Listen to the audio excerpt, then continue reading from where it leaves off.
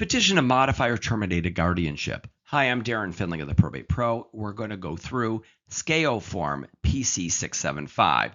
SCAO stands for State Court Administrative Office, PC for Probate Court. This is the pre-approved form 675 for use when you're either modifying a guardianship or terminating a guardianship. It can be used for an adult or a minor. The primary reason that this document was revised in July of 2024 is because Michigan changed their statute as it relates to standby guardians. If you are asking for a new standby guardian or a standby guardian didn't exist and you want one, then you'd use this petition to modify guardianship.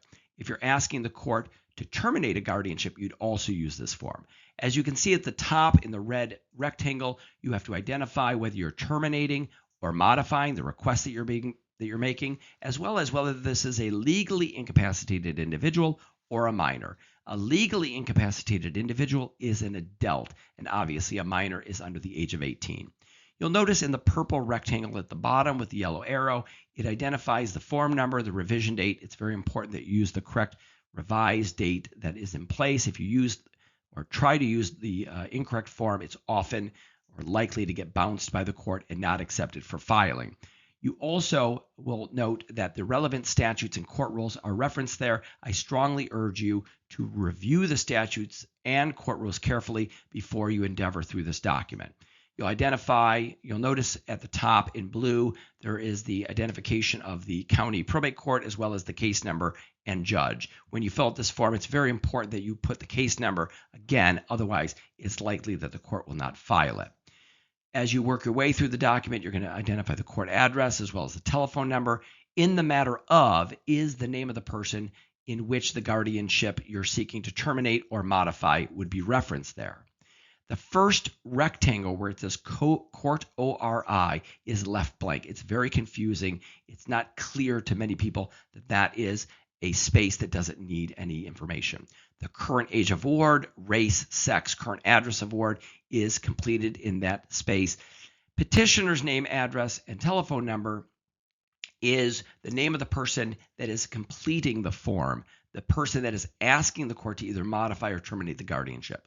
One other important note from the earlier box where it says current address of ward. A ward is another name for the person under guardianship. So it can be confusing because it's used the person under guardianship as well as ward as well as legally incapacitated individual. These are all meaning the same thing basically. Petitioner's attorney, if there's an attorney, that's where that information would be included. If there is no attorney, that information would be left blank. As we work our way down the document under paragraph 1, it says in the matter, or I am interested in the matter as, and then it says state your relationship. So when you're filing a petition to modify a guardianship or terminate a guardianship, really anybody with interest in the well-being of that individual has the standing to file it. But if you're the mother, the father, the child, the caseworker, whatever it may be, that's where you identify as the petitioner how you are connected or related to the person that's under guardianship. In paragraph 2, it wants to know if this is a minor, what is the relationship of the various people, the parents, if there's a conservator, if there's a guardian, and the person with care or custody. If this is not related to a minor, but rather an adult legally incapacitated individual, that section under 2 is not checked and it's left completely blank. As we work further down, if there is a minor, and if they're a member of an Indian tribe or is eligible for membership in an Indian tribe, the information is included there. Again, if it's not applicable, that area is left blank. Now we're going to work our way through to the second page of this document. This is a 3-page document. You'll notice that it asks for the case number again in the top right corner, and then it says under 2C, if the guardianship is terminated, the minor child will be returned to. So if this is a minor, they want to know if you're asking to terminate the guardianship, where will the child then go since the guardianship is now concluded? In paragraph 3, this is for only incapacitated individuals. So if you're filling this out relating to a minor, paragraph 3 would not be checked. But if it is for an incapacitated individual, then yes, you'd fill out the phone number of the individual that has a guardian, their address, and then you identify the relationships.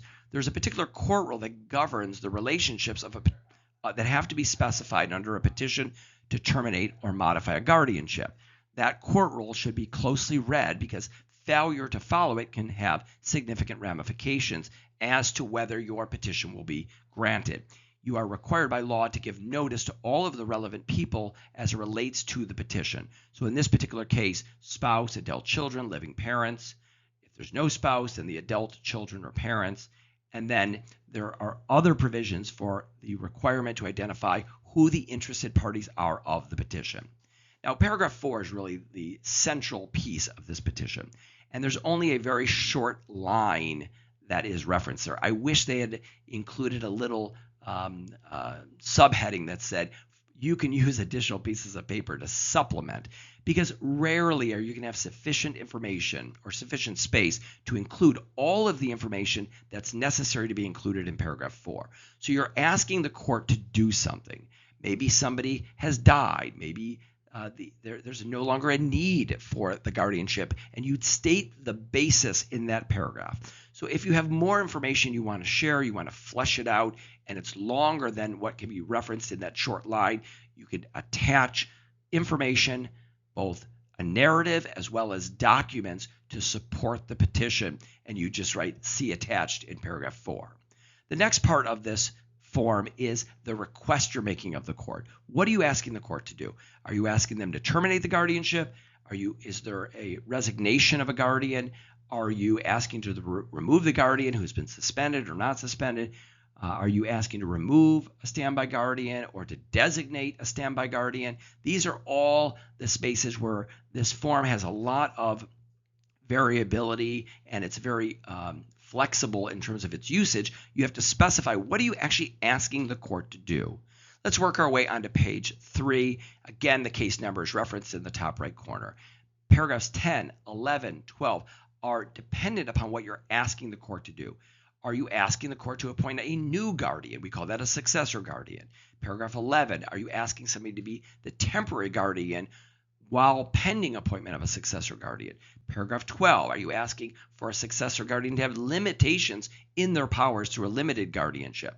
Again, this is allowing you to identify exactly the use case that you have, and you're going to either check 10, 11, or 12 based on those circumstances. And that also includes paragraph 13. If you're asking that the powers that are existing within that guardianship to be modified in some way, you'd select it in paragraph 13 and identify how you want the guardianship to be limited. Maybe you want to modify it so that they have the ability to use a do not resuscitate order, or maybe you want to limit it so that they only have authority over placement but not medical decisions. There's all sorts of flexibility that you can use the document for. Further down, the petitioner's signature, it is stated under the penalties of perjury. You are indicating that you've examined the document to the best of your information, knowledge, and belief. And if there's an attorney, the attorney has a space to sign and date. Now, this last paragraph for the nomination by the minor is if you're asking for some request for relief in a minor guardianship, the minor, if they're 14 years of age or older, has the right to identify whether they're agreeing or consenting to that nomination. So if it doesn't apply, you'd leave it blank, and if it does apply, you'd complete that information there. What's really important to know is that this type of modification, termination of guardianship, is not a simple thing to do. It's not easy to do without a lawyer. Although there's no requirement to use a lawyer, using a lawyer will go a long way in assisting you in accomplishing your goals. And then lastly, with a termination of guardianship, it's often difficult to do so without a letter or examination or evaluation from a physician or psychologist or psychiatrist who's recently evaluated the individual. The statute doesn't mandate it, but in practical purpose, it's often difficult to do so without a recent evaluation. So if you can get a recent evaluation on a petition to terminate, it will only be helpful to supporting your request to terminate the guardianship. So this is the general context of this form. It's a very flexible form, can be used for a variety of purposes. At the Probate Pro, we are passionate about everything probate. If you have questions about this petition to terminate or modify the guardianship, or any questions about probate or trust-related issues, visit us at theprobatepro.com or call us at 833-PROBATE.